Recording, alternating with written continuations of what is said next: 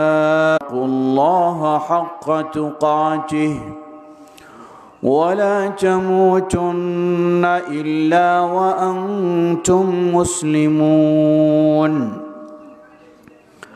أما بعد فإن خير الحديث كتاب الله وخير الهدي هدي محمد صلى الله عليه وسلم وشر الأمور محدثاتها وكل محدثة بدعة وكل بدعة ضلالة وكل ضلالة في النار فأعوذ بالله من الشيطان الرجيم بسم الله الرحمن الرحيم يا أيها الذين آمنوا كتب عليكم الصيام كما كتب على الذين من قبلكم لعلكم تتقون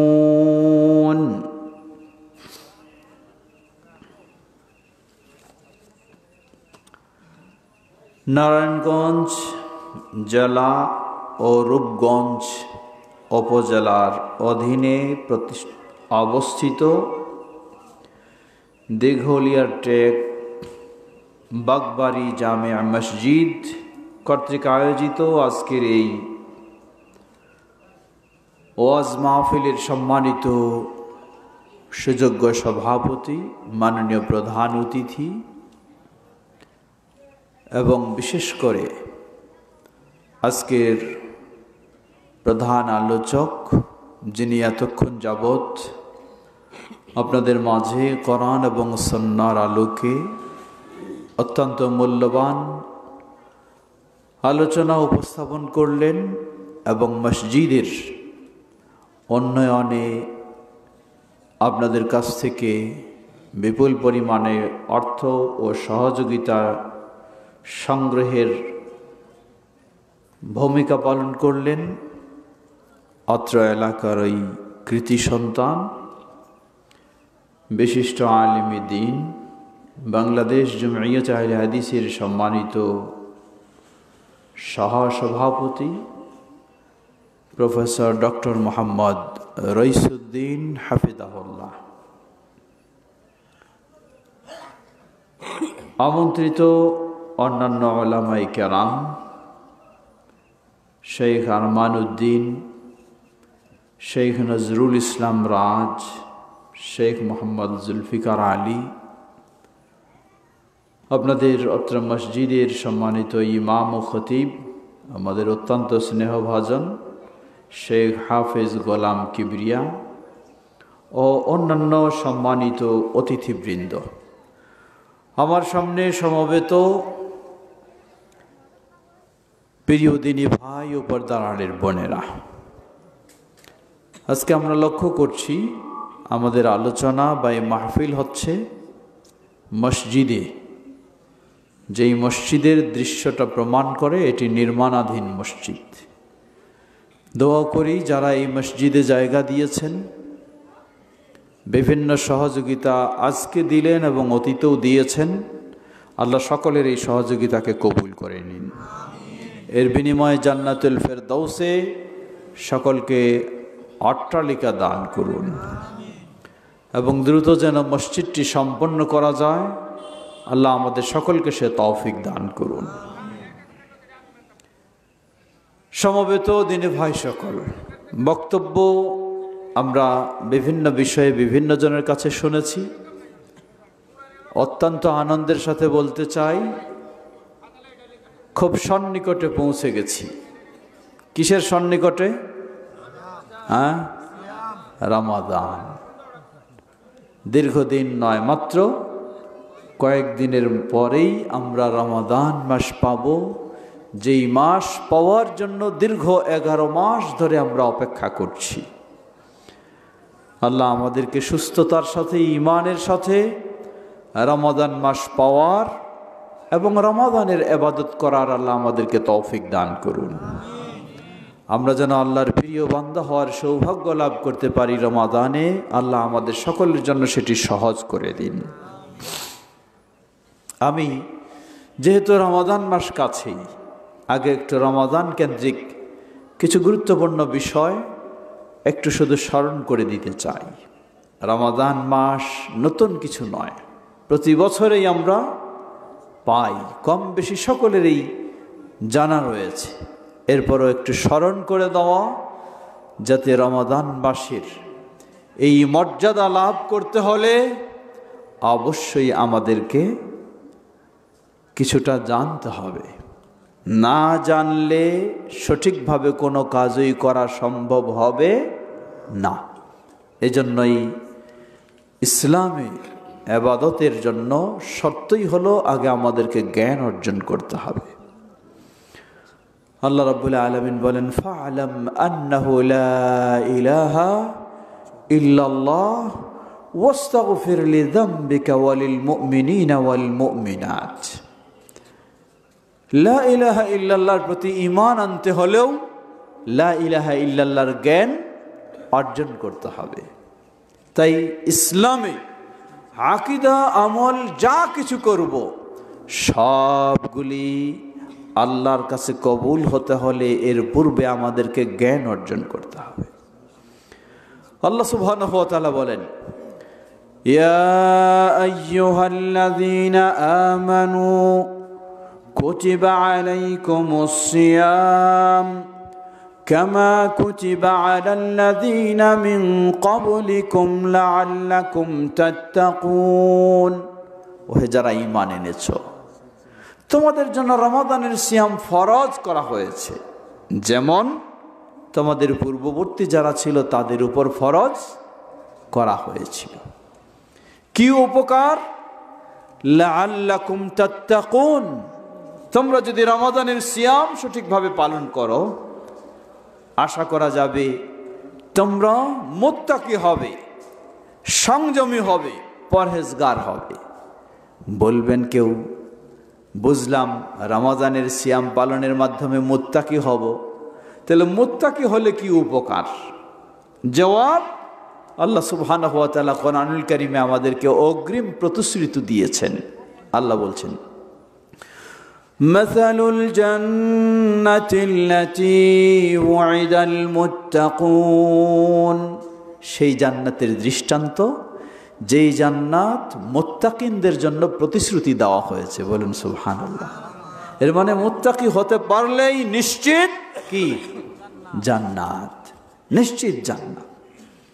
সুতরাং মনে করতে হবে আপনাকে জান্নাত নিশ্চিত করে নেওয়ার যেই সুবর্ণ সুযোগ, সেই সুযোগটি হলো কোন মাস? রমাদান মাস। প্রসিদ্ধ সাহাবী আবু উমামা আল বাহিলি রাদিয়াল্লাহু তাআলা আনহু রাসূলুল্লাহ সাল্লাল্লাহু আলাইহি ওয়াসাল্লামের কাছে এসে আবেদন করলেন, বললেন, হে আল্লাহর রাসূল সাল্লাল্লাহু আলাইহি ওয়াসাল্লাম, আমাকে এমন একটি আমলের কথা সংবাদ দিন, এই আমল করলে সেই আমলের মাধ্যমে আমি জান্নাতে প্রবেশ করব। নবী সাল্লাল্লাহু আলাইহি ওয়াসাল্লাম বললেন, আলাইকা বিসিয়াম।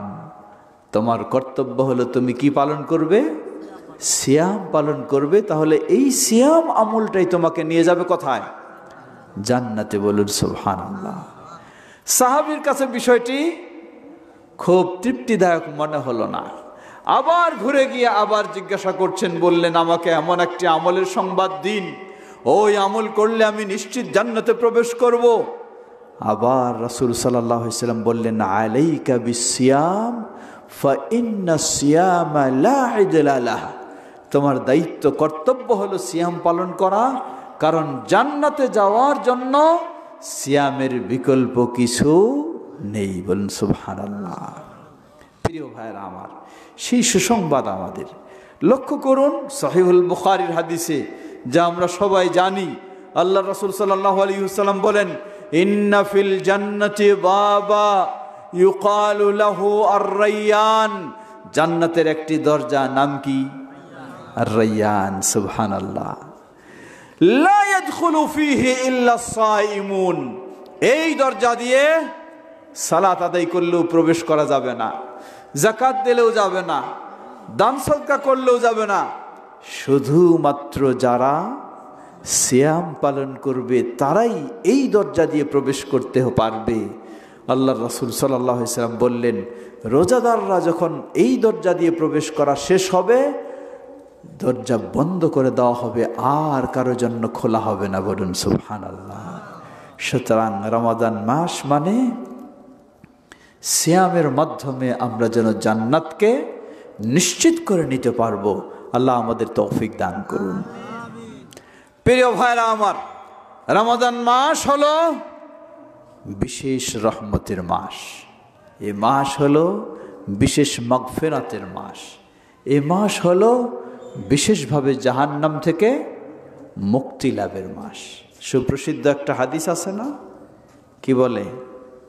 আউয়ালুহু রাহমাতুন, প্রথম অংশ কি, মাঝের অংশ কি, শেষ অংশ কি? এর মানে কি বোঝা যায়? প্রথম দশক শুধু রহমত, শেষ 2 দশকের রহমত নাই, তাই না?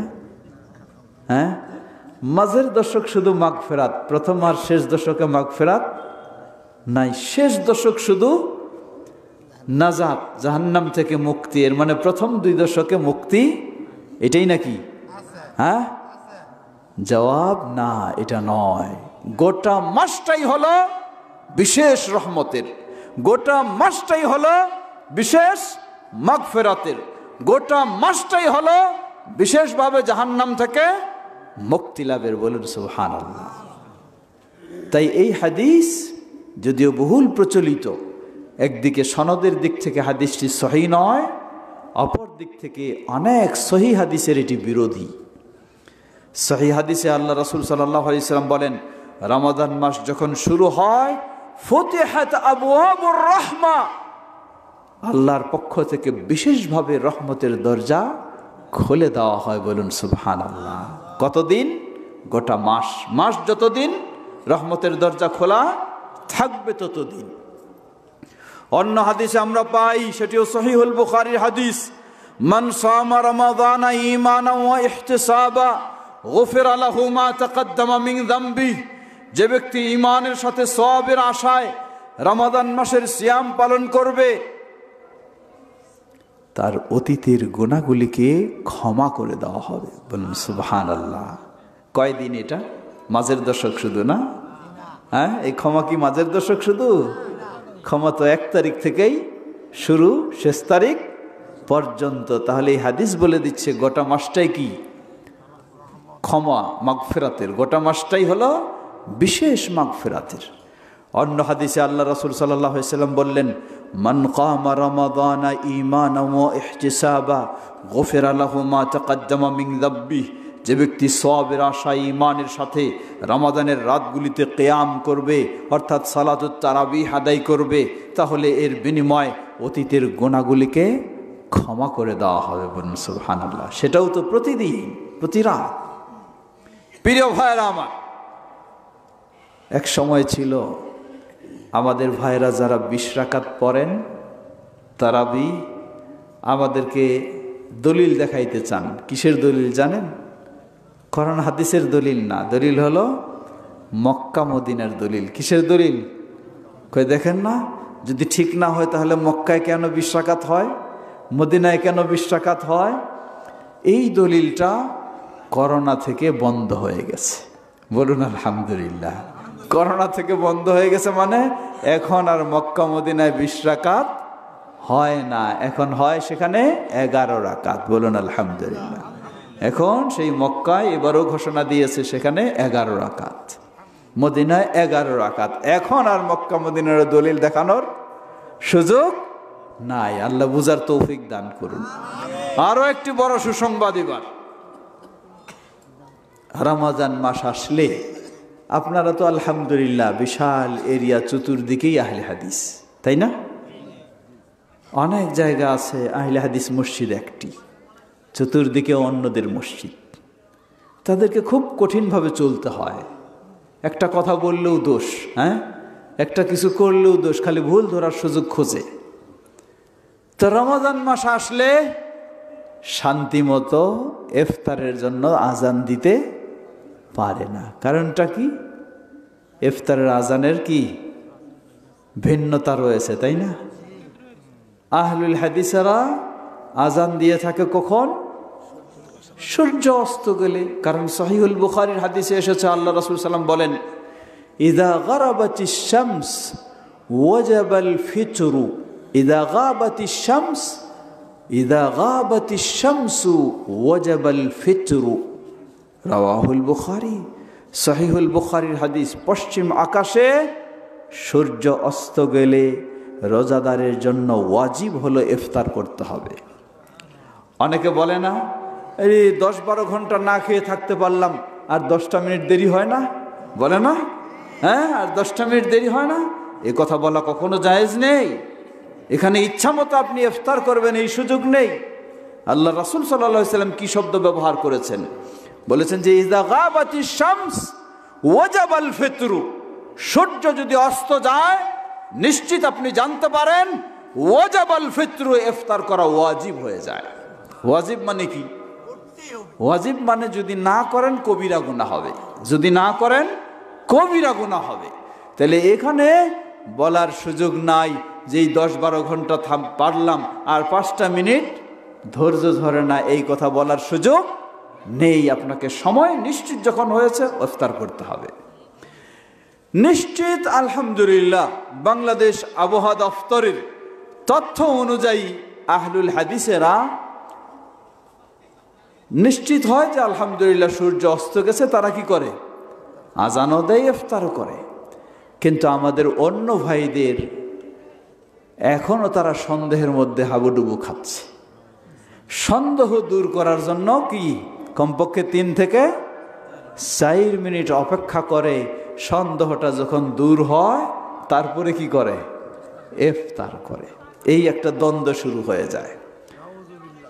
আমরা কখনোই আগে ইফতার করি না। আগে ইফতার করি নাকি? কখনোই নয়। সময় হলে আমরা ইফতার করি, কিন্তু তারা বিলম্বে করে। কিন্তু এবারের জন্য সুসংবাদ হলো, বাংলাদেশ সরকারের ইসলামিক ফাউন্ডেশন যে ইফতারের সময়সূচি তৈরি করেছে, 3 মিনিট যে সন্দেহ দূর করার জন্য বিলম্ব করত, এই বিলম্বের সময়টাকে এবার বন্ধ করে দিয়েছে। বলুন আলহামদুলিল্লাহ। আলহামদুলিল্লাহ। এবার আহলুল হাদিস আর অন্য ভাইদের ইফতারের সময় ভিন্নতা নাই, একই সময় ইফতার। আমরা যখন সময়সূচি বাংলাদেশ জমিয়ত আহলে হাদিস প্রস্তুত করলাম, তথ্য নিলাম ফাউন্ডেশন থেকে, তারা শুধু এখানে নয় বরং প্রতিটি জেলায় জেলায় ফাউন্ডেশন, ইসলামিক ফাউন্ডেশন চিঠি দিয়ে দিয়েছে যা আপনার জেলায় আবহাওয়া দফতরের তথ্য অনুযায়ী অতিরিক্ত বিলম্বের 3 মিনিট বাদ দিয়ে সময়সূচি প্রকাশ করার জন্য নির্দেশনা জারি করে দিয়েছে। তো বলুন আলহামদুলিল্লাহ। আমরা একদিকে ধন্যবাদ জানাই ইসলামিক ফাউন্ডেশনকে, অপরদিকে আল্লাহর কাছেও দোয়া করি আল্লাহ তাদেরকে এভাবে আরো এগিয়ে আসার তৌফিক দান করুন কোরআন সুন্নাহর দিকে। বলুন আল্লাহুম্মা আমিন। আরেকটি ভয়ঙ্কর বিষয় রয়েছে। কি সেটা? তা হলো ফজরের আজান। ফজরের আজান রমজান মাস আসলে আহলুল হাদিসেরা যেমন রমজান মাস বলুন আর বাকি 11 মাস বলুন, আহলুল হাদিসের ফজরের আজানের কোনো পার্থক্য আছে? গোটা বছরই এক সময়, মানে ফজরের সময় হয়ে গেছে আজান, এটাই সাহারির শেষ সময় আর এটাই ফজরের শুরুর সময়, আর ভিন্ন কোনো মাসে পার্থক্য নেই। কিন্তু আমাদের ভাইরা করেন কি, তারা রমজান মাস আসলে সজা হয় আর রমজান চলে গেলে বাঁকা হয়ে থাকে। রমজান চলে গেলে 15 থেকে 20 মিনিট বিলম্ব করে তারপরে ফজরের আজান দেয়। এই যে ফজরের আজানটা 15 থেকে 20 মিনিট বিলম্বে দেওয়া, এটি একটি ভয়ঙ্কর খারাপ বিষয়। কি খারাপ বিষয়? যেই ব্যক্তি সব সময় সাহারি খায়, কি শুনে? আজান শোনা পর্যন্ত সাহারি খায়, ওই ব্যক্তিটা যদি রমজান মাসের পরেও তাদের আজান শুনে সাহারি খাইতে চায়, গোটা বছরে তার কোনো দিন রোজা হবে নাকি? কারণ সাহারি সময় হওয়ার 15-20 মিনিট পরে যখন আজান দেয়, এর মানে ওই সময় যদি কেউ খেতে যায় তাহলে কোনো সন্দেহ নেই তার রোজা হবে না। রোজাও হবে না, তাহাজ্জুদের সালাতও হবে না। বলেন কেন তাহাজ্জুদের সালাত হবে না? তাহাজ্জুদের সালাতের সময় কতক্ষণ? তাহাজ্জুদের সালাতের সময় হলো ফজরের সময় পর্যন্ত। এখন ফজর থেকে 20 মিনিট পরে যদি আজান দেওয়া হয়, আর ওই ব্যক্তি যদি মনে করে এখনো তো আজান দেয়নি, মানে কি তাহাজ্জুদের সময় আছে, এই 20 মিনিটেও কারো তাহাজ্জুদ হয়ে যাবে, দেখা যাবে তিনি কিসের সময় তাহাজ্জুদ আদায় করেছেন? ফজরের সময়, এটাও তার হবে না। সুতরাং আমরা ভাইদেরকে আহ্বান জানাবো, আপনারা কখন সালাত পড়বেন পড়েন, সেটা আপনাদের বিষয়, কিন্তু কমপক্ষে আজানটা দেন ফজর হওয়ার সাথে সাথে, ঠিক কিনা? তাহলে আশা করি আস্তে আস্তে ইফতারের সময় যেমন সন্দেহ দূর হয়ে গেছে, ওখানেও সন্দেহটা দূর হবে ইনশাআল্লাহ। এজন্য মনে রাখবেন, আহলুল হাদিস যারা রয়েছি তারা যদি বিভিন্ন দলে বিভক্ত হয়ে থাকি, তাহলে আমাদের দাওয়াতকে এগিয়ে নিতে পারবো না, আমাদেরকে আরো দুর্বল হয়ে যেতে হবে, ঠিক কিনা? সুতরাং আহলুল হাদিসদের পরস্পরে কোনো ভুল বুঝাবুঝি হতে পারে, অসম্ভব নয়, আমরা তো মানুষ, কিন্তু সেগুলি আমাদের আপোষে পরামর্শ করে ঠিক করে নিতে হবে। ভিন্ন কোনো দলাদলি করার সুযোগ নেই। যদি সুযোগ নেই এবং পরিস্থিতি তাই হয়, তাহলে আহলুল হাদিসদেরকে অন্যরা লক্ষ্য করে বলবে, আপনারাই যদি হক হন, সঠিক হন, তাহলে আপনারা এত দল হ্যাঁ কেন? আমরা কি এই প্রশ্ন দেওয়ার সুযোগ দেব? প্রশ্ন দেওয়ার সুযোগ দেব নাকি? আল্লাহ আমাদের সবাইকে বোঝার এবং সবাইকে ঐক্যবদ্ধ হয়ে কাজ করার তৌফিক দান করুন, বলুন আল্লাহুম্মা আমিন। প্রিয় ভাইরা আমার, ফিরে আসি যে বিষয়ে যাচ্ছিলাম। রমাদান মাস অত্যন্ত আল্লাহ সুবহানাহু ওয়া তাআলার একটি বিশেষ নেয়ামতের মাস, যেই নেয়ামত গোটা বছরের সেরা নেয়ামত হলো এই রমাদান মাসে। একদিকে সিয়াম পালন, অপরদিকে কিয়াম, অপরদিকে তেলাওয়াত, অপরদিকে দান সাদাকা, অপরদিকে আল্লাহ সুবহানাহু ওয়া তাআলার নৈকট্য অর্জনের শরীয়ত সম্মত যত কাজ আমরা সাধ্য অনুযায়ী সেগুলি পালনের মাধ্যমে এই রমাদান মাসেই আল্লাহর নৈকট্য অর্জন করার চেষ্টা করব ইনশাআল্লাহ। মৌলিক কয়েকটি বিষয় জেনে নিই, যা অত্যন্ত জরুরি জানতে হবে আমাদের। পর্দার আড়ালের মা বোনেরাও যতদূর আওয়াজ যায় আপনারাও খেয়াল করবেন। কার উপর রমজানের রোজা ফরজ? আল্লাহ সুবহানাহু ওয়া তাআলা কোরআনুল কারীমে বলেন, ফামান শাহিদা মিনকুমুশ শাহরা ফালইয়াসুমহু। তোমাদের যে এই রমজান মাস পাবে সে যেন রমজানের সিয়াম পালন করে। রমজান মাস পেলে রমজানের সিয়াম পালন করা ফরজ। এখানে একটি গ্যাঞ্জাম শুরু হয়ে যায়। আমাদের সমাজে সবই ঠিক রয়েছে, কিন্তু ইদানিং দেখা যায় দুই এক ভাই কি করে, তারা আমাদের আগেই রমজান মাস খোঁজা শুরু করে, ঠিক কিনা? মানে সৌদির চাঁদ দেখে বাংলাদেশে রোজা করার চিন্তা করে, ঠিক কিনা? আছে না এরকম? এটি চরম বিশৃঙ্খলা, এটি হওয়া উচিত নয়। তারা আসলে বুঝে না, না বুঝে তারা কোরআন হাদিস, না বুঝে তারা সৌদির অবস্থা। বলেন সৌদির অবস্থা কি? কোরআন সুন্নায় ইসলামে কখনো নির্দেশ দেওয়া হয় নাই যে সৌদির সাথে আমাদেরকে সিয়াম রাখতে হবে, ঈদ পালন করতে হবে, এটি ইসলামে নির্দেশ দেওয়া হয়নি। একটি আছে সৌদির সাথে সম্পর্ক, সেটি কি? আরাফা। কারণ আরাফা সৌদি ছাড়া অন্য কোথাও নেই, এই জন্য সেটার সংশ্লিষ্টতা সেখানে রয়েছে।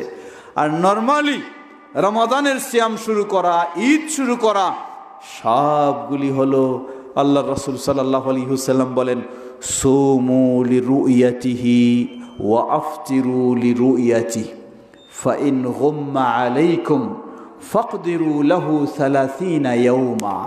তোমরা চাঁদ দেখে সিয়াম শুরু করো, আবার চাঁদ দেখে শেষ করো। যদি আকাশ মেঘাচ্ছন্ন থাকে তাহলে 30 দিন পূর্ণ করো, এরপরে আর কোনো জিজ্ঞাসার প্রয়োজন নাই, অটোমেটিক কি পরের মাস চলে আসবে। এটা হলো ইসলামের নির্দেশ।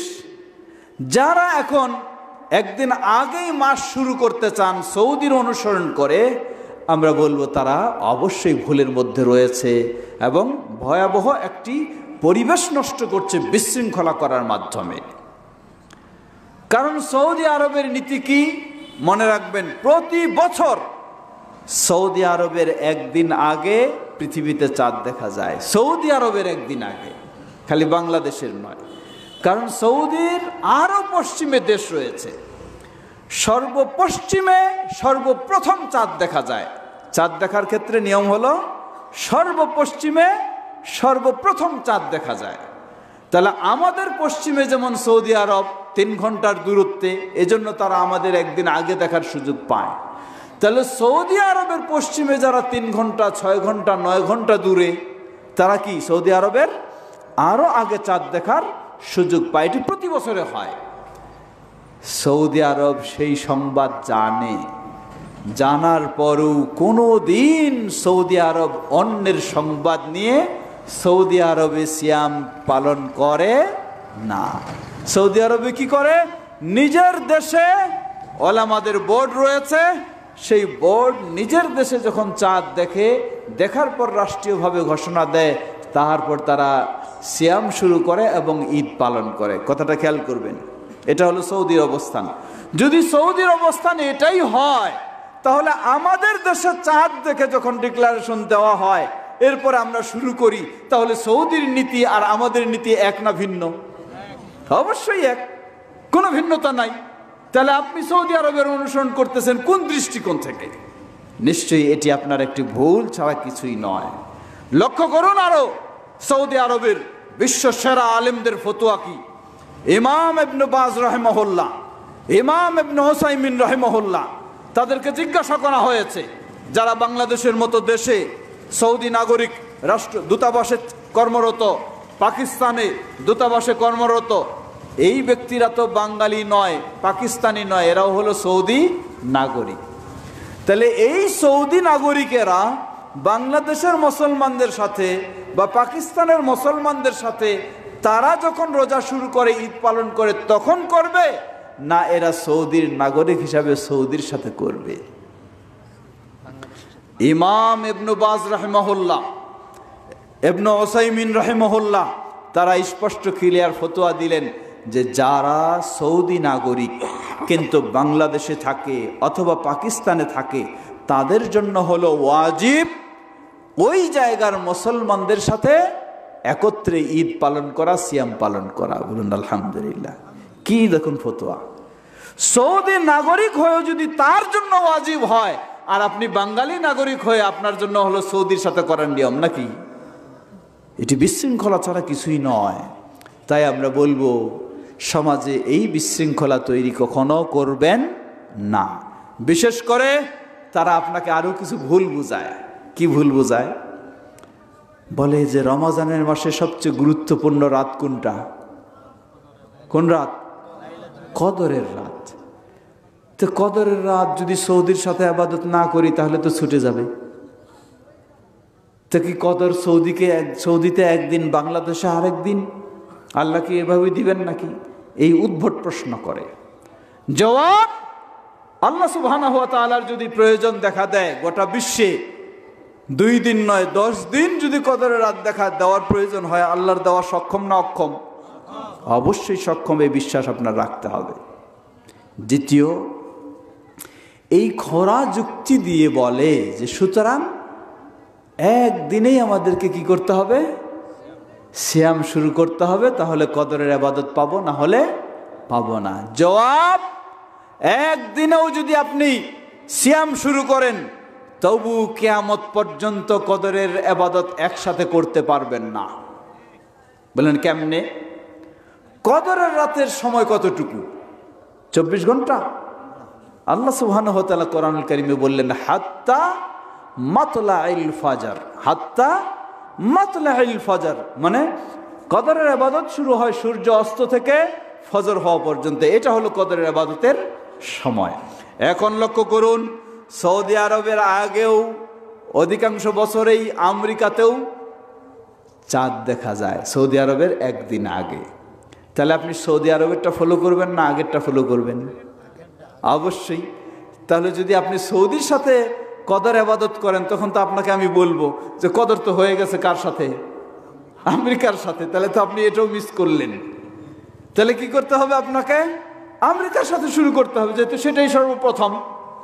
এখন ওই আমেরিকায় সর্বপ্রথম চাঁদ দেখাতে যদি আপনি সিয়াম শুরু করেন একসাথে কদরের ইবাদত পাওয়ার জন্য, মনে রাখবেন কিয়ামত পর্যন্ত সম্ভব হবে না। কেন হবে না?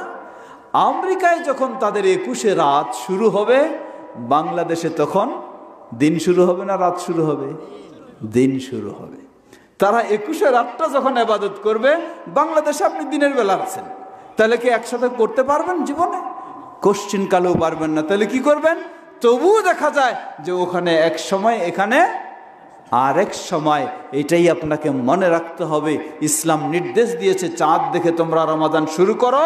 সেই হিসাব অনুযায়ী যার কাছে 21শে রাত আসবে তিনি তখন সেই ইবাদত শুরু করবেন। এটাই ইসলামের বিধান।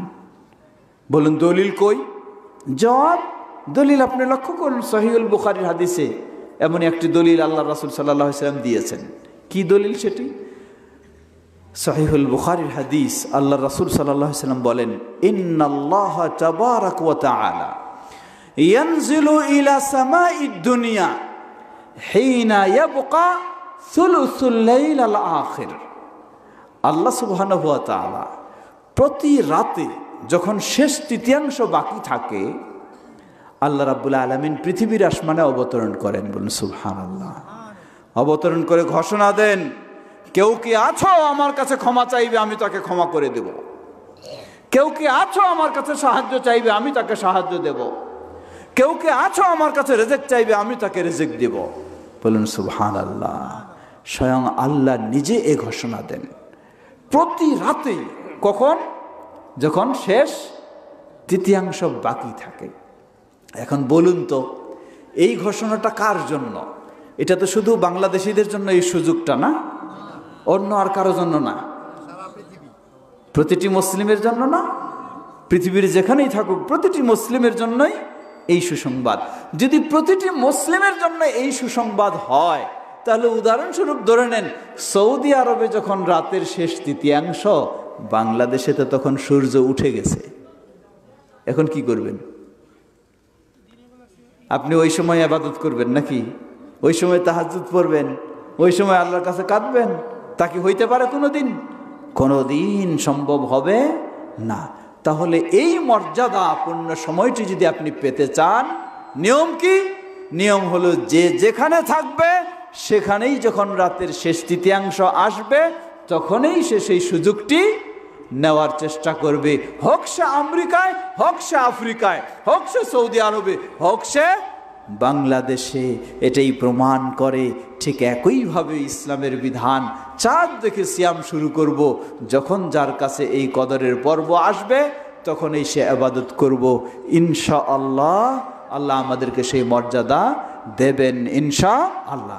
অতএব এই ধরনের খোরা যুক্তি দিয়ে সমাজে বিশৃঙ্খলা সৃষ্টি করে আমরা যেন সমাজের মাঝে হযবরল পরিবেশ তৈরি না করি।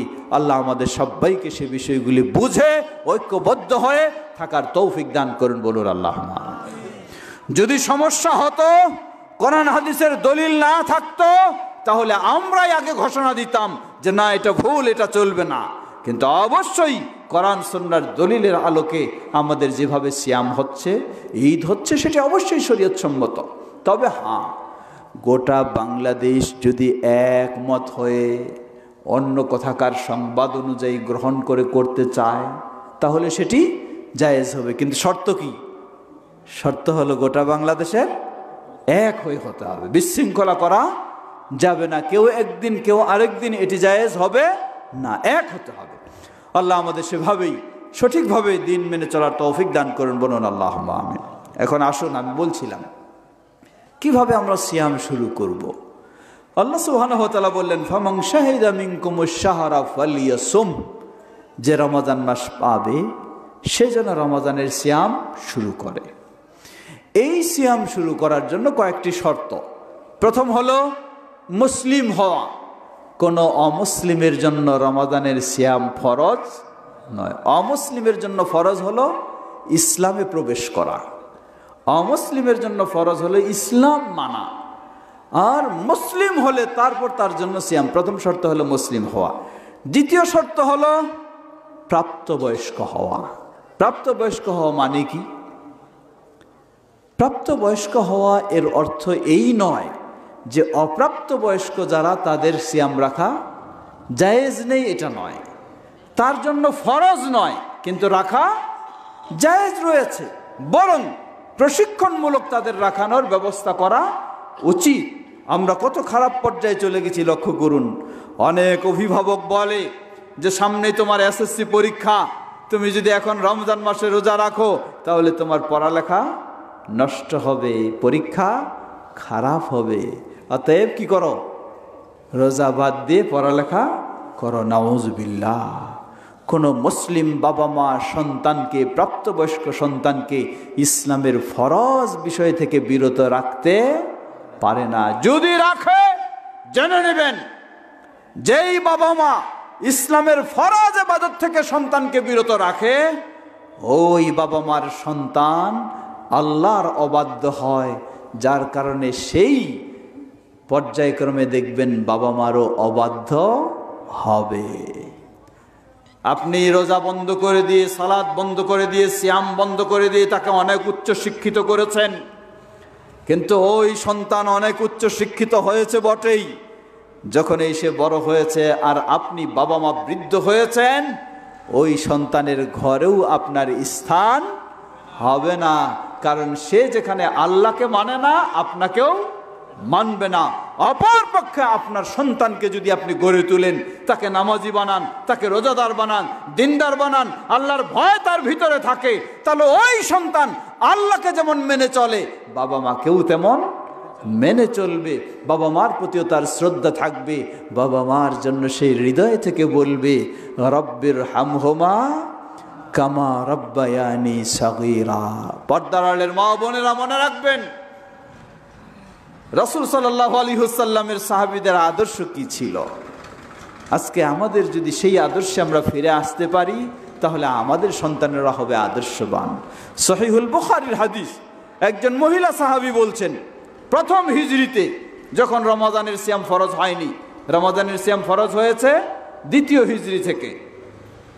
প্রথম হিজরিতে যখন আশুরায় মুহররমের সিয়াম পালনের নির্দেশ জারি করা হলো, মহিলা সাহাবী বলছেন, আমরা বড় মানুষেরা সিয়াম শুরু করলাম, কিন্তু ছোট বাচ্চা যারা অপ্রাপ্ত বয়স্ক তাদের জন্য তো নির্দেশ নয়।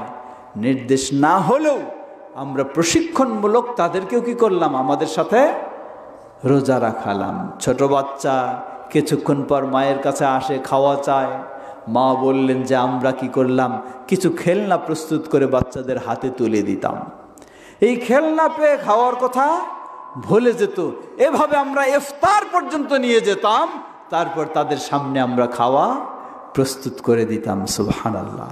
এই ছিল সাহাবীদের আদর্শ, যার কারণে তারা যেমন ছিলেন সেরা আদর্শের মানুষ, তাদের সন্তানেরাও ছিলেন সেরা আদর্শের মানুষ।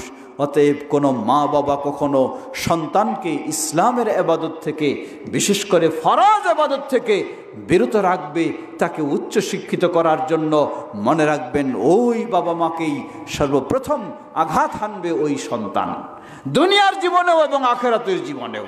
তাই আমাদের উচিত, প্রাপ্তবয়স্করা তো অবশ্যই রাখবেই, যারা অপ্রাপ্তবয়স্ক কিন্তু রাখতে সক্ষম এমনদেরকে প্রতিদিন নয়, আপনি প্রশিক্ষণমূলক মাঝে মাঝে হলেও তাকে প্রশিক্ষণ দিয়ে রাখানোর ব্যবস্থা নিতে হবে। আল্লাহ তৌফিক দান করুন। তৃতীয়, রমজান মাসে যে সুস্থ থাকবে। ইসলাম সহজ, বলুন আলহামদুলিল্লাহ। আপনি অসুস্থ মানুষ, অক্ষম, কিন্তু ইসলাম আপনাকে চাপায় দেয়নি, অক্ষম মরে যাও তুমি, তবু তোমাকে রোজা রাখতে হবে। ইসলাম এটা বলেনি। এর মানে আবার এই নয় কেউ মাথার ব্যথার ভান করে রোজা রাখা বাদ দিব, এটাও আবার সুযোগ নাই। আল্লাহ সুবহানাহু ওয়া তাআলা আমার ভিতরের খবর জানেন যে আসলে আমি রোগী না আসলে রোগের ভান ধরি আমি, আল্লাহ আমার ভিতরের খবর জানেন। এই জন্য ইন্নামাল আমালু বিন্নিয়াত, আল্লাহ ভিতরের খবর রাখবে। রমাদান মাসে কোনো যদি ব্যক্তি অসুস্থ হয়, সাধারণ জ্বর সর্দি নয়, যেই অসুস্থতার কারণে রোজা রাখতে অক্ষম, এই ব্যক্তি দুই ধরনের হতে পারে।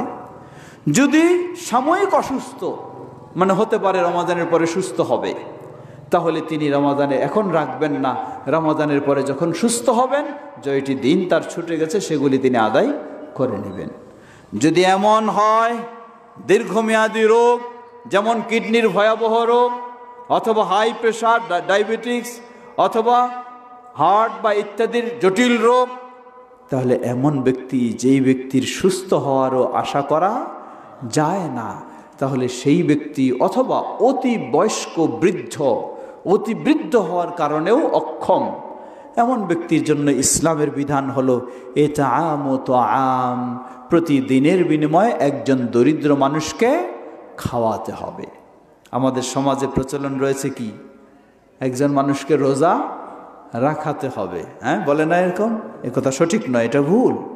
রোজা সে তারটা রাখবে, আপনারটা রাখবে না। আপনার দায়িত্ব হলো আপনি অক্ষমের কারণে একজন মানুষকে খাদ্য দেবেন, এটা হলো নিয়ম। সেই খাদ্য যদি আপনি খাওয়াতে পারেন আলহামদুলিল্লাহ, না হলে প্রতিদিনের বিনিময় অর্ধ সা তথা সোয়া কেজি, সাথে যদি কিছু আর টাকা পয়সা দেন দিতে পারেন, এভাবেই যারা অক্ষম তাদের জন্য। চতুর্থ, রমাদান মাসে যদি কেউ অসুস্থ হয়, সফরে থাকে, রমাদান মাসের সিয়াম ফরজ হওয়ার শর্ত হলো মুকিম হওয়া, বাড়িতে থাকা, স্বগৃহে থাকা। যদি কেউ সফরে চলে যায়, তার অবস্থা দুটি হতে পারে। সফরে থাকা অবস্থাতেও যদি তার খুব সহজ পরিবেশে আছে, রোজা রাখাটা খুব কষ্টকর নয়, তাহলে তার জন্য রাখা জায়েজ রয়েছে। যদি কষ্টদায়ক হয়, তাহলে তার জন্য উত্তম হলো রোজা রাখবে না, রমাদান শেষে তারপর তিনি যতদিন ছুটে যায় ততদিন সেগুলি সিয়াম পালন করবেন। এই শর্তগুলি হলো সাধারণ মানুষের জন্য। মেয়েদের জন্য হলো আরেকটি শর্ত। মেয়েদের জন্য শর্ত হলো রমাদান মাসে পবিত্র থাকা। পবিত্র মানে মেয়েদের যদি পিরিয়ড শুরু হয়ে যায়, তাহলে ওই অবস্থায় তাদের রোজা রাখা জায়েজ নেই। অথবা কোনো মেয়ে মানুষের যদি সন্তান প্রসব হয়, তাহলে সন্তান প্রসব পরবর্তীকালীন নেফাস যেটাকে বলা হয়, এই অবস্থাও রমাদানের সিয়াম রাখা জায়েজ নেই। যখন পবিত্র হবে পরে, তখন তিনি যতদিন ছুটে যায় সেগুলি তিনি রোজা সিয়াম পালন করবেন। এখানে সামাজিকভাবে মেয়েদের মাঝে একটা ভুল ধারণা আছে। ভুল ধারণা কি? সবাই মনে করে রমজান মাসে 7 দিন রোজা রাখা যাবে না। না, 7 দিন নয়, এটি প্রতিটি মেয়ে মানুষের অবস্থা এক নয়। কারো পিরিয়ডের সময় 3 দিন হতে পারে, তিনি 3 দিন রাখবেন না, পবিত্র হয়ে গেছেন রাখা শুরু করবেন। কেউ 7 দিন হতে পারে, তিনি 7 দিন রাখবেন না। কেউ 8 দিন হতে পারে, তিনি 8 দিন রাখবেন না। মানে যার যতদিন অপবিত্রতা থাকবে ততদিন ব্যক্তি হিসাবে সবাই ঢালাওভাবে 7 দিন চলবে না, এই কথা নয়। এভাবেই আমরা চেষ্টা করব রমাদানের সিয়াম সুন্দরভাবে, যাদের উপর ফরজ, প্রথম হলো মুসলিম হওয়া, দ্বিতীয় প্রাপ্তবয়স্ক হওয়া, তৃতীয় সুস্থ হওয়া, চতুর্থ স্বগৃহে বসবাস হওয়া, মুসাফির না হওয়া, পঞ্চম হলো মেয়েদের ক্ষেত্রে পবিত্র থাকা। তাহলেই রমাদান মাসের সিয়াম তাকে রাখতেই হবে। এই রমাদানের সিয়াম রেখে যেন আমরা সেই মর্যাদা লাভ করতে পারি। আল্লাহ আমাদের সকলকে সে তৌফিক দান করুন। সংক্ষিপ্ত কয়েকটি বিষয় আলোকপাত করেই শেষ করব। এখন আসুন, রমাদানের সিয়াম শুরু করব কখন? রমজান মাসে সকালে দেখা হলো একজনের সাথে, রোজা নাই। কি খবর, আপনি রোজা নাই কেন? বলে, ভাই বলেন না, আজকে তো টের পাই নাই, সেহরি খাইতে পারি নাই, সাহারি খাইতে পারিনি, এখন কি নাই? রোজা নাই। না, এটা ভুল, এটা হতে পারে না। সাহারি খাওয়াটা এমন জিনিস নয় যে ছুটে গেলে রোজা রাখা জায়েজ নেই, এমন নয়। আল্লাহ রাসূল সাল্লাল্লাহু আলাইহি ওয়াসাল্লাম বলেন, তাসাহহারু ফাইন্না ফিস সাহুরি বারাকা, তোমরা সাহারি খাও, কারণ সাহারি খাওয়াটা বরকতময়। অতএব সাহারি খাওয়া হলো সুন্নতে মুআক্কাদা, এটি ফরজ নয়, এমন জিনিস নয় যে সাহারি ছুটে গেলে আর রোজা রাখা যাবে না, এমনটা নয়। তো এই সাহারি খাওয়া, দ্বিতীয় আবার অনেকে মনে করে থাকি ও 2-3 মিনিট সময় পাইছে আর সাহারি খাবেই না। কেন? পেট ভরে যদি খাইতেই না পারলাম তাহলে সাহারি খাওয়া কি হইল? সাহারি খাওয়া মানে পেট ভরে খেতেই হবে এমন নয়। 1 গ্লাস আপনি পানি খাওয়ার সুযোগ পেয়েছেন, আলহামদুলিল্লাহ, এটাই সাহারি হয়ে গেছে। 1 কাপ দুধ খাওয়ার সুযোগ পেয়েছেন, একটা খেজুর খাওয়ার সুযোগ পেয়েছেন, একটা বিস্কিট খাওয়ার সুযোগ পেয়েছেন, এটাই আপনি সাহারির মর্যাদা লাভ করবেন। নিয়ম হলো যত শেষ সময়ের দিকে হয় তত ভালো। আবার শেষ সময় অপেক্ষা করতে করতে কি করিয়েন না, সময় পার করে দিয়ে বিপদে আবার পড়িয়েন না, সেটি আবার খেয়াল রাখতে হবে। সাহারির সাথে গুরুত্বপূর্ণ বিষয় হলো আপনাকে রমজানের নিয়ত করতে হবে। কেমনে নিয়ত? আপনাকে আর নিয়ম নাই, কোনো ইবাদত না, না সিয়াম, না সালাত, না ওযু, না গোসল, না হজ, না উমরা। হজ উমরার ক্ষেত্রে যেটি বলা হয় সেটি হলো স্বীকৃতি দেওয়া, মৌখিকভাবে আন্তরিকভাবে নিয়ত করা। নিয়ত হবে সব কথায়, নিয়ত মুখে নয়, নিয়ত হলো অন্তরে, ইচ্ছা বা সংকল্প, এটি অবশ্যই হতে হবে। বিশেষ করে রমাদানের সিয়ামের জন্য অবশ্যই শুভে সাদেকের পূর্বে আপনাকে নিয়ত করতেই হবে। সেই নিয়তটা আপনি ঘুমানোর সময় ইচ্ছা করলেন যে আগামীকালকে আমি কি করব, রোজা রাখবো, এটাই আপনার নিয়তের জন্য যথেষ্ট। এই মনে মনে চিন্তা করলেন, এটা যথেষ্ট। অথবা টের পেলেন সাহারি খাচ্ছেন রোজার জন্য, সিয়ামের জন্য, এই যে সাহারি খাচ্ছেন এটাই কি আপনার নিয়তের জন্য যথেষ্ট। এই দৃঢ় সংকল্প করা, এটি মৌখিক কোনো শব্দের জন্য নয়। প্রশ্ন আসবে, গোটা মাসের কি একবারেই নিয়ত করলে চলবে না প্রতিটি দিনের জন্য? জবাব, এ নিয়ে কিছু মতামত রয়েছে। কেউ বলছেন একসাথে করলেই চলবে। উত্তম হলো না, প্রতিটি দিনের জন্য। কারণ রোজার সীমা কতটুকু? শুভে সাদেক থেকে শুরু করে সূর্য অস্ত হয়ে গেছে, অলরেডি কি শেষ। এখন আপনার খাওয়া দাওয়ার সময়, যেহেতু এখানে সময় ভেঙে গেছে, অর্থাৎ ব্রেক এসে গেছে, আবার নতুন করে আরেকটা শুরু করতে হচ্ছে। এজন্য প্রতিটির জন্য পৃথক পৃথক হওয়াটাই হলো সবচেয়ে উত্তম। এই সাহারির মাধ্যমে আমরা সিয়াম শুরু করব, চলতে থাকবে। ইফতারের মাধ্যমে আমরা সিয়াম শেষ করব। ইফতার উত্তম হচ্ছে খেজুর দিয়ে অথবা শরবত দিয়ে, না পেয়েছেন শরবত দিয়ে, পানি দিয়ে। কিন্তু গ্রামগঞ্জে কিছু অভ্যাস আছে কি, প্রথমে লবণ আদা দিয়ে শুরু করতে হয়। কোনো কোনো এলাকায় আছে, জানি না, এদিকে হয়তো নাই থাকতে পারে। এটি নিয়ম নয়। ইমাম ইবনুল কাইয়িম রাহিমাহুল্লাহ বলছেন, কেন খেজুরের সুন্নাহ রাসূল সাল্লাল্লাহু আলাইহি ওয়াসাল্লাম করতেন? বলছেন চিকিৎসার দিক থেকে দেখা যায় মানুষের এই যে ভিতরে পাকস্থলীর অবস্থাটা যখন দীর্ঘক্ষণ সময় না খেয়ে থাকে, এরপরে যদি লবণ ঝাল করা জিনিস খায়, এটি পাকস্থলীর জন্য কষ্টদায়ক, ক্ষতিকারক হবে। কিন্তু দীর্ঘক্ষণ না খেয়ে থাকার পর যদি মিষ্টি জাতীয় খাদ্য খায়, তাহলে এটি পাকস্থলীর জন্য উপযোগী হবে। এজন্যই সুন্নাহ হলো কি দিয়ে? খেজুর দিয়ে। সম্ভব অনুযায়ী যদি এটি খেজুর নাই পান, তাহলে আপনি পানি দিয়েও, দুধ দিয়ে বা ইত্যাদি দিয়ে, মিষ্টি জাতীয় দিয়ে বা পানি রসাল দিয়ে আপনি ইফতার করবেন। ইফতার আগে আমরা বলেছি সময় হওয়ার সাথে সাথেই ইফতার করা। রাসূল সাল্লাল্লাহু আলাইহি ওয়াসাল্লাম বলেন, মা জালান নাসু বিখাইরিন মা আজ্জালু আল ফিতর, রাওয়াহু আল বুখারী। মানুষ ততদিন কল্যাণের উপরে থাকবে যতদিন তারা সময় হওয়ার সাথে সাথে ইফতার করবে। বিলম্ব করে ইফতার করা ইহুদিদের বৈশিষ্ট্য, বিলম্ব করে ইফতার করা শিয়াদের স্বভাব, বিলম্বে ইফতার করা বেদাতীদের স্বভাব। আহলুস সুন্নাহ ওয়াল জামাআ, আহলুল হাদিস বিলম্বে নয়, সময় হলে যদি নিশ্চিত হয় সাথে সাথে ইফতার করবে। এখন আসুন কয়েকটি জিনিস আমরা জেনে নেই। রমাদানের সিয়াম কষ্ট করে রাখলাম, কিভাবে এটা নষ্ট হয়ে যেতে পারে এটি আমাকে অবশ্যই জানতে হবে। নষ্ট হয়ে যাওয়ার মৌলিক কয়েকটি দিক। প্রথম হলো পানাহার করা, দ্বিতীয় হলো স্বামী স্ত্রীর মেলামেশা করা, তৃতীয় হলো ইচ্ছাকৃতভাবে বমি করা। প্রথম হলো পানাহার। একজন মানুষের দেখা হলো বিকালবেলা, কি ভাই আজকে তো সিয়াম চলছে? কয় না ভাই আজকে নাই। কেন নাই? কয় ভাই বলেন না, আমি ভুল করে পানি খেয়ে ফেলছি। আরে ভুল করে পানি খাইলেন, এটা তো আপনার রোজা ভাঙবে না। যদি কেউ জেনে শুনে বুঝে ইচ্ছাকৃতভাবে পানাহার করে তাহলে কি হবে? সিয়াম ভেঙে যাবে। কিন্তু আপনার মনে নাই, প্রতিদিন খাইতেন, আজকে হঠাৎ রোজা শুরু হয়েছে, আপনি পানি দেখেছেন পিপাসা, পানি খেয়ে ফেলেছেন, পরে আপনার মনে হচ্ছে, কোনো অসুবিধা নেই। হাদিসে এসেছে কেউ যদি ভুলবশত কিছু পানাহার করে ফেলে তাহলে সে যেন তার সিয়াম পূর্ণ করে, কারণ আল্লাহ সুবহানাহু ওয়া তাআলাই তাকে পানাহার করাইয়েছেন। সুবহানাল্লাহ। সুতরাং ভুল আপনাকে জানতে হবে।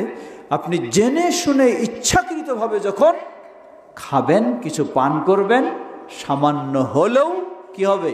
সিয়াম নষ্ট হয়ে যাবে, বাতিল হয়ে যাবে।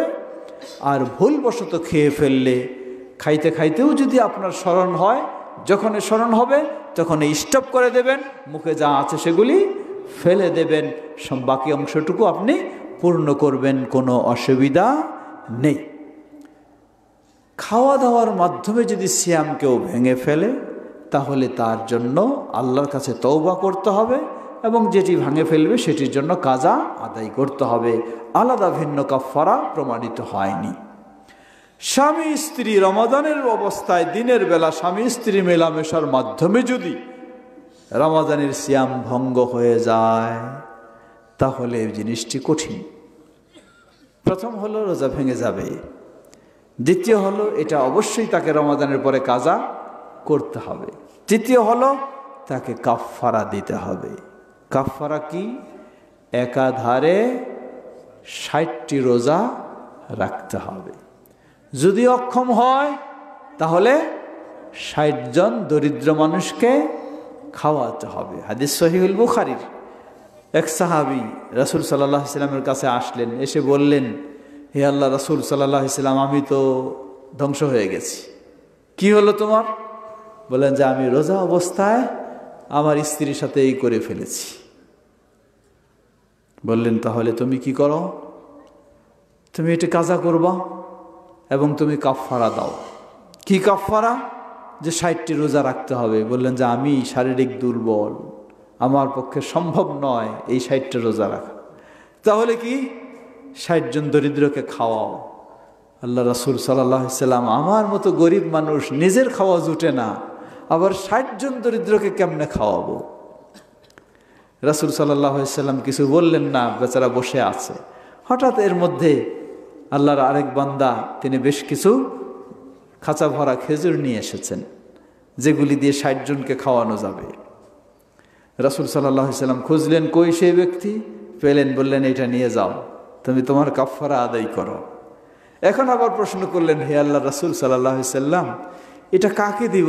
দরিদ্র মানুষকেই তো দিব। বলেন হ্যাঁ, দরিদ্রকে। বলেন গোটা মদিনায় আমার চেয়েও কেউ দরিদ্র আছে বলে আমার জানা নাই। আল্লাহ রাসূল সাল্লাল্লাহু আলাইহি ওয়াসাল্লাম বললেন যে ঠিক আছে, তাহলে তুমি দরিদ্র হইলে তোমার পরিবারকে নিয়ে খাও। সুবহানাল্লাহ। ইসলাম কত সহজ দেখুন, আলহামদুলিল্লাহ। ইসলাম সহজ, কিন্তু ইসলাম অনিয়মের সুযোগ দেয় নাই। সহজ হলেও সেটি আপনাকে নিয়ম মতো চলতে হবে। ইচ্ছা মতো আপনি অবাধ্য হয়ে অনিয়ম করবেন তাহলে ছাড় নাই। আর নিয়মের মধ্যে চলবেন, আল্লাহ আপনার জন্য ইউরিদুল্লাহু বিকুমুল ইউসরা ওয়ালা ইউরিদু বিকুমুল উসরা, আল্লাহ তোমাদের জন্য সহজটাই চান, কখনো কঠিনটা চান না। সুবহানাল্লাহ। যে সমস্ত কারণে রমাদানের সিয়াম ভঙ্গ হয়ে যাবে তা হলো উত্তেজনাবশত বীর্যপাত ঘটলে, হস্তমৈথুন, অথবা স্বামী স্ত্রী বিনোদনমূলক কিছু করেছে, মিলন ঘটেনি কিন্তু বীর্যপাত ঘটেছে, তাহলে রমাদানের সিয়াম ভেঙে যাবে। অবশ্যই তাকে এটির কাজা আদায় করতে হবে এবং আল্লাহর কাছে ক্ষমা চাইতে হবে। এজন্য কাফারা প্রমাণিত হয়নি।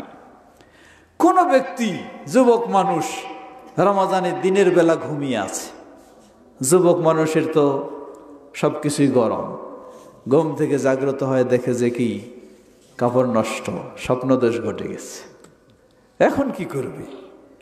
তার রোজা আছে না ভেঙে গেছে? জবাব, স্বপ্নদোষ, ঘুমের মধ্যে যদি কারো বীর্যপাত ঘটে থাকে, এই ধরনের স্বপ্ন দেখে থাকে বা নাই দেখে থাকুক, এই পর্যায়ে পৌঁছে যায়, তাহলে তার সিয়ামের কোনো অসুবিধা হবে না, কারণ এটি তার ইচ্ছার বাইরে, এটি তার ইচ্ছার বাইরে, এজন্য সে অপরাধী বলে গণ্য হবে না।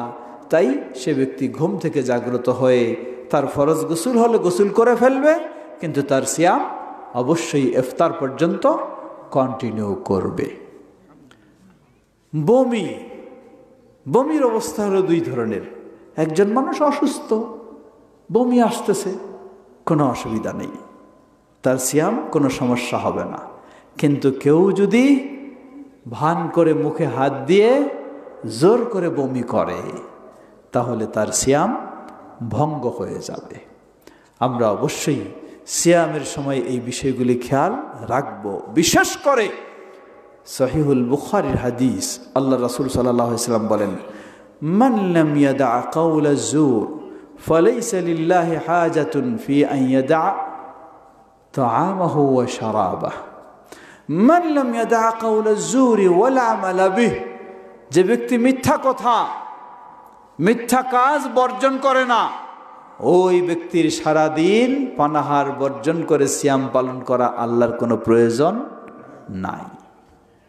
আপনি রোজাও রাখবেন, মিথ্যাও বলবেন, রোজাও রাখবেন, গীবত করবেন, রোজাও রাখবেন, গানও শুনবেন, রোজাও রাখবেন, অশ্লীল কথাবার্তাও বলবেন, রোজাও রাখবেন, অশ্লীল দেখবেন।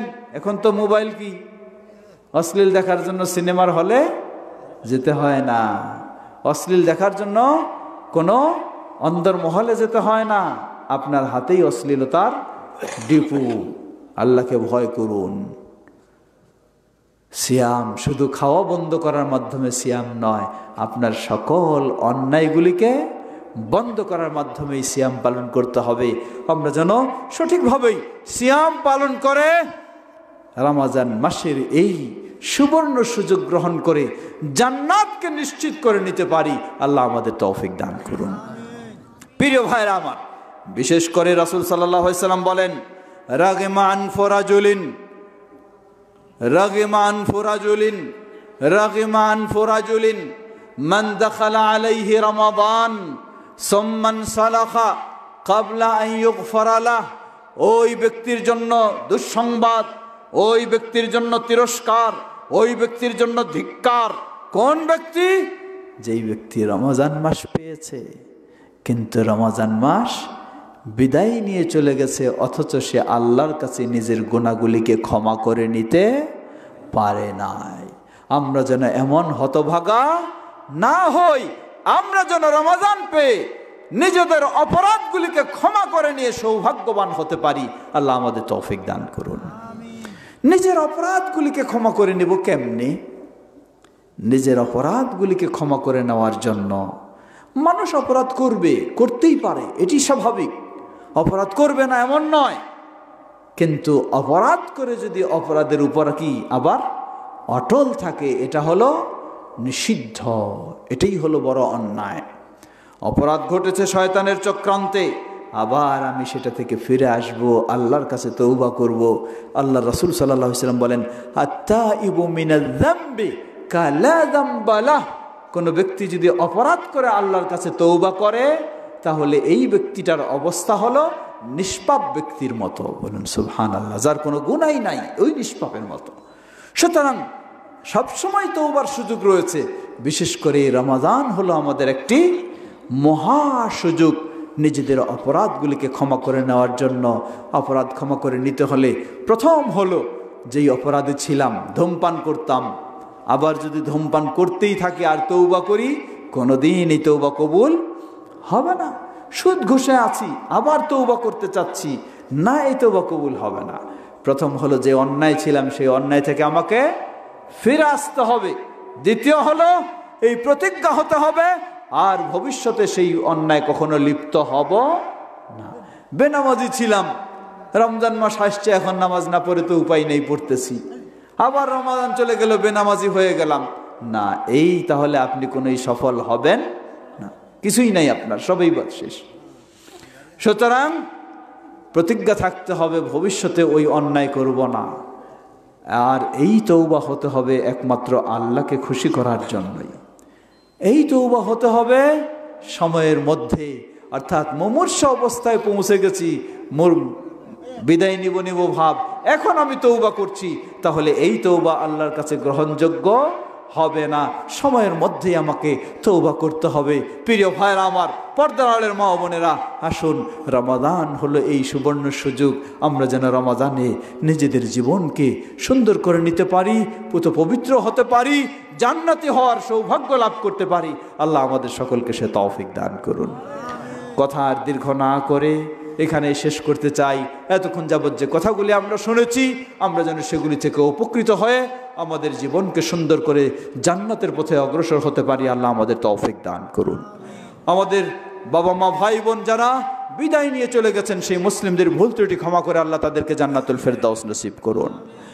আর আমরা যেন গোটা জীবন ঈমানের উপর থেকে ঈমানের সাথে আমাদের বিদায় হয়, আল্লাহ আমাদের জন্য সেটি কবুল করে নিন। আমাদের স্নেহের সন্তানদেরকে যেন ইসলামের আলোকে গড়ে তুলতে পারি, আল্লাহ আমাদের সে তৌফিক দান করুন। আমাদের মাঝে যারা উপস্থিত অনুপস্থিত অসুস্থ রয়েছেন, আল্লাহ তাদের পরিপূর্ণ সুস্থতা দান করুন। যারা বিপদগ্রস্ত, আল্লাহ তাদেরকে বিপদ থেকে মুক্তি দান করুন। এই মসজিদে যেভাবে অবদান রেখেছেন, আল্লাহ সকলের এই অবদানকে কবুল করে নিন এবং নির্মাণের জন্য সর্বোচ্চ সকলকে অবদান রাখার আল্লাহ বেশি বেশি তৌফিক দান করুন। আমাদের এই দেশকে আল্লাহ হেফাজত করুন। এ দেশের সকলকে কোরআন এবং সুন্নাহর পথে আল্লাহ হেদায়েত দান করুন। সকলকে ইসলামের পথে আল্লাহ চলার তৌফিক দান করুন। রব্বানা আতিনা ফিদ দুনিয়া হাসানাতাও ওয়া ফিল আখিরাতি হাসানাতাও ওয়া কিনা আযাবান নার। সুবহানা রাব্বিকা রাব্বিল ইজ্জাতি আম্মা ইয়াসিফুন ওয়া সালামুন আলাল মুরসালিন ওয়ালহামদুলিল্লাহি রাব্বিল আলামিন। সুবহানাকাল্লাহুম্মা ওয়া বিহামদিকা ওয়া আশহাদু আল্লা ইলাহা ইল্লা আনতা আস্তাগফিরুকা ওয়া আতুবু ইলাইক। ওয়াসসালামু আলাইকুম ওয়া রাহমাতুল্লাহি ওয়া বারাকাতুহু।